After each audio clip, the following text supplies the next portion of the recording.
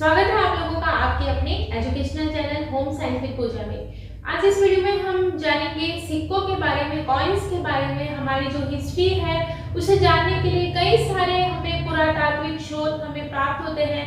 कई सारी चीजों से हमें पता चला कि हमारा हिस्ट्री जो है किस तरह की थी। हमने ये जाना कि मुगल काल में किस तरह के राजा महाराजा होते थे, किस तरह के उनके रूल्स होते थे, अंग्रेजी शासक किस तरह से हमारे इंडिया पे आए, उन्होंने किस तरह से कब्जा किया, किस तरह हिस्ट्री जो पुरातात्विक काल था उस समय किस तरह की लिपि चला करती थी। इन सब चीजों के बारे में हमने कैसे जाना, इन सब के बारे में हमने जाना पुरातात्विक स्रोतों के बारे में। और पुरातात्विक स्रोतों में से जो बहुत ही महत्वपूर्ण स्रोत है वो है कॉइन यानी सिक्के। सिक्के किसी भी राज्य, किसी भी देश की हर पूरी हिस्ट्री बताने के लिए सहायक होते हैं। मतलब उसके द्वारा हम जान सकते हैं कि कौन सा राजा, कौन सा महाराजा उस समय शासन करता था, वहां पर किस तरह के रूल्स बनाए जाते थे।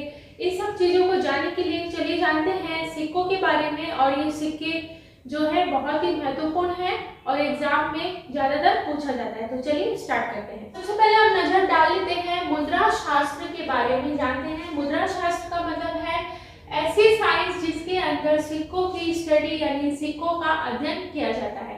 फिर से देख लीजिए, मुद्रा शास्त्र का मतलब है ऐसा अध्ययन, ऐसा विज्ञान जिसके अंदर सिक्कों का अध्ययन किया जाता है।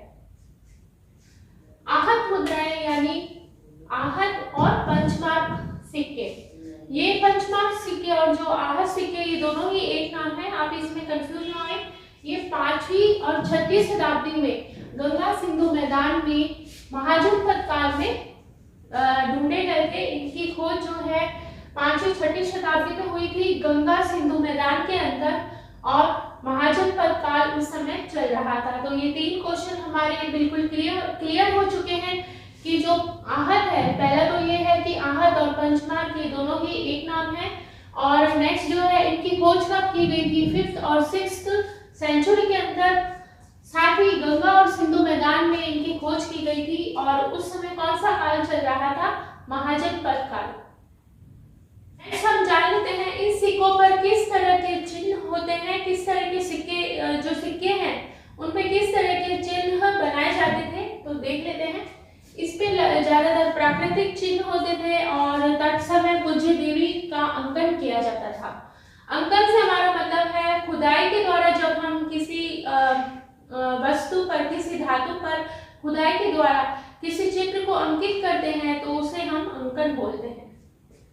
नेक्स्ट है, इसे हम आहत मुद्रा भी कहते हैं। हम ऊपर जान ही चुके हैं कि जो पंचमार्क सिक्के हैं उन्हें आहत भी कहा जाता है। और ये आहत नाम क्यों पड़ा, पहले इन्हें पंचमार्क सिक्के कहा जाता था। आहत क्यों कहा जाता है, क्योंकि ये ठप्पा मारकर बनाए जाते हैं, ठप्पा मारकर बनाए जाते हैं, इसी वजह से इन्हें आहत कहा जाता है। नेक्स्ट बहुत ही इंपॉर्टेंट बात यह है कि आहत जो 1835 में जेम्स प्रिसेप ने इन्हें आहत मुद्रा नाम दिया था। इससे पहले इन्हें पंचमार्क सिक्के कहा जाता था। 1835 में जेम्स प्रिसेप ने इन्हें आहत मुद्रा नाम दिया। और बैराट का जब उत्खनन किया गया, जब बैराट मतलब उत्खनन का मतलब ये होता है जब जो इतिहासकार होते हैं इतिहास को जानने के लिए अलग अलग जगहों पर उत्खनन यानी खुदाई करते हैं, उसके द्वारा हमें कई सारी बहुत ही इंपॉर्टेंट चीजें मिलती हैं। उसके द्वारा हम वहाँ के इतिहास के बारे में जान सकते हैं। तो नेक्स्ट जो है सबसे महत्वपूर्ण बात ये है कि बैराट का जब उत्खनन किया गया, उत्खनन का मतलब होता है जब किसी जगह की खुदाई की जाती है। क्यों की जाती है, इतिहास को जानने के लिए, क्योंकि खुदाई के अंतर्गत हमें कई ऐसी चीजें मिलती हैं जिसके द्वारा हम वहाँ के इतिहास को जान सकते हैं। तो आहत जो मुद्राएं थी वो बैराट के उत्खनन में प्राप्त हुई। और कितनी मुद्राएं प्राप्त हुई, 8 यानी 8 मुद्राएं जो है यहाँ पर प्राप्त की गई थी। और उनपे कुछ चित्रों का अंकन था और वो चित्र थी सूर्य, तीर, मछली, घंटा और कोई पौधा। ये 5 चित्र जो है इस पर अंकित किए गए थे। और जो आहत मुद्रा है उन्हें ठोक कर अंकित, जो चित्रों का अंकन है ठोक कर किया जाता है, इस वजह से इन्हें आहत कहा जाता है। साथ ही पंचमार्क इसलिए कहा जाता है क्योंकि 5 चित्र इस पर अंकित किए जाते हैं।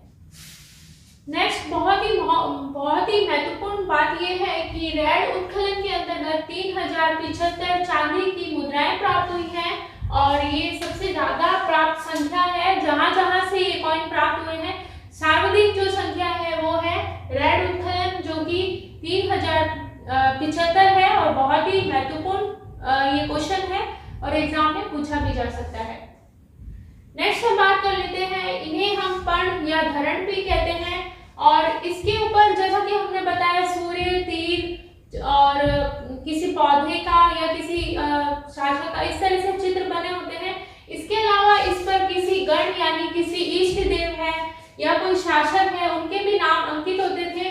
और साथ ही यहाँ से मालव, मित्र, सेनापति के चित्र इन पर अंकित थे और इस तरह के कॉइन भी यहाँ से प्राप्त हुए हैं। फिर से देख लीजिए, किसी गण या किसी शासक का नाम भी अंकित होता था, इसीलिए हम जान पाते हैं कि वहां पर जहां पर भी सिक्के चलते थे यानी चांदी के सिक्के चलते थे, तो मतलब काफी संपन्न राज्य था। इससे इसकी जो मतलब हम आर्थिक स्थिति को जान सकते हैं। और इसके अलावा यहाँ पर शासकों के नाम भी लिखे जाते थे, तो हम जान सकते हैं कि यहाँ पे किस शासक ने कब तक कितने समय तक राज्य किया और वहाँ की आर्थिक स्थिति कैसे जान सकते हैं। सिक्के, जिस तरह के सिक्के वहाँ पर प्रचलित थे, जैसे कि कहीं पर चांदी के, कहीं पर तांबे के, कहीं पर लोहे के सिक्के भी प्रचलित थे।